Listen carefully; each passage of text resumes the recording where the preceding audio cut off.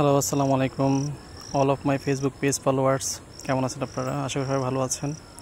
যারা দেশ এবং দেশের বাইরে আছেন প্রত্যেকে আমার ব্লগটা শেয়ার করবেন এবং পাশে থাকবেন, লাইক কমেন্ট করবেন। এটা হলো আমার দুই সন্তানের আকিকার 4টা খাসি নিয়ে আসছিলাম। তো দিনটা খুবই স্পেশাল ছিল তাদের জন্য। তো আমার ছেলেরা মহা খুশি। খাসি থেকে জিজ্ঞেস করলো আমাকে কেন আনা হয়েছে, বললাম তোমাদের আকিকার জন্য।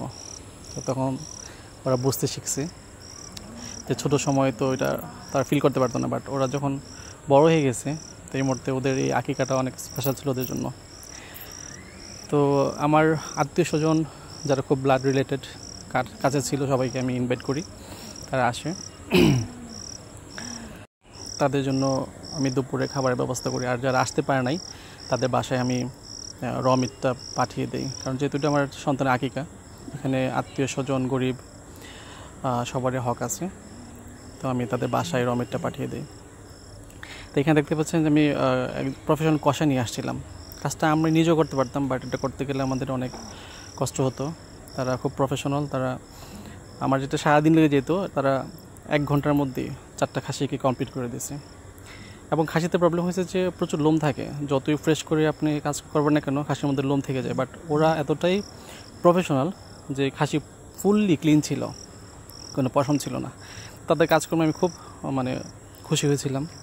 এখান থেকে অর্ধেকটা মাংস মতো আমি রান্না করি, আর বাকি অর্ধেকটা আপনার বিভিন্ন আত্মীয় বাসায় আশেপাশে গরিবদের বাসায় পৌঁছে দিই। এখানে 4টা খাসিতে অলমোস্ট 60 কেজির মতো হয়েছিল। তো আমার ওই বড় বোন জামাই পাশে বসেছিলেন। তারপর দুপুরে খাওয়া দাওয়া শেষে আমাদের পাশেই বিল একটা, তো এখানে সব মিলে ঘুরতে গেলাম। আমার বড় ছেলেকে নিয়ে গেলাম। আমাদের ওই জায়গাটা খুব সুন্দর, ট্রলার করে সবাই ছাদের উপর বসে ঘুরতে গেছি।